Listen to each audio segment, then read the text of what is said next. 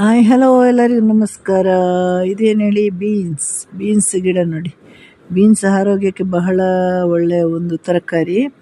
ಇವತ್ತು ನಾನು ಒಂದು ಅರ್ಧ ಕಿಲೋ ಬೀನ್ಸ್ ತಗೊಂಡು ಅದನ್ನು ಚಿಕ್ಕದಾಗಿ ಚಾಪ್ ಮಾಡಿಕೊಂಡು ಒಂದು ಪಲ್ಯ ಮಾಡಿದೆ. ನಮಗೆ ಏನಾದರೂ ನಾನ್ ವೆಜ್ ಅಡುಗೆ ಎಲ್ಲ ಮಾಡಿದರೆ ಸೈಡಲ್ಲಿ ಒಂದು ಪಲ್ಯ ಇದ್ದರೆ ತುಂಬ ಚೆನ್ನಾಗಿರುತ್ತೆ. ಒಂದೊಂದು ದಿನಕ್ಕೆ ಒಂದೊಂದು ತರಕಾರಿಯ ಪಲ್ಯ ಮಾಡಿ ನಾವು ತಿನ್ಬೋದು. ಹಾಗೆ ನಾನು ಬೀನ್ಸ್ ಪಲ್ಯ ಮಾಡಿದೆ. ಬೀನ್ಸ್ ನಾವು ಸಾಂಬಾರಿಗೂ ಹಾಕ್ತೀವಿ, ಹಾಗೆ ಬೇರೆ ಬೇರೆ ರೀತಿಯ ಪಲ್ಯ ಮಾಡ್ತೀವಿ. ಬರೀ ಹಸಿಮೆಣಸಿನಕಾಯಿ ಹಾಕಿ ಪಲ್ಯ ಮಾಡ್ತೀವಿ, ಆಮೇಲೆ ಒಣಮೆಣಸಿನ ಪುಡಿ ಹಾಕಿ ಪಲ್ಯ ಮಾಡ್ತೀವಿ, ಬೇರೆ ಬೇರೆ ರೀತಿಯಲ್ಲಿ ಪಲ್ಯ ಮಾಡ್ತೀವಿ.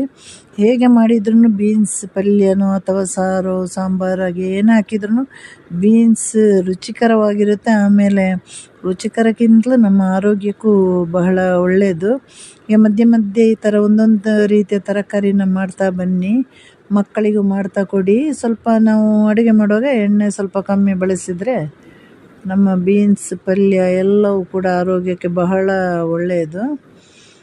ಇವತ್ತು ನಾನು ಒಂಚೂರು ಒಣಮೆಣಸಿನ ಪುಡಿ ಹಾಕಿ ನಾನು ಪಲ್ಯ ಮಾಡಿದೆ.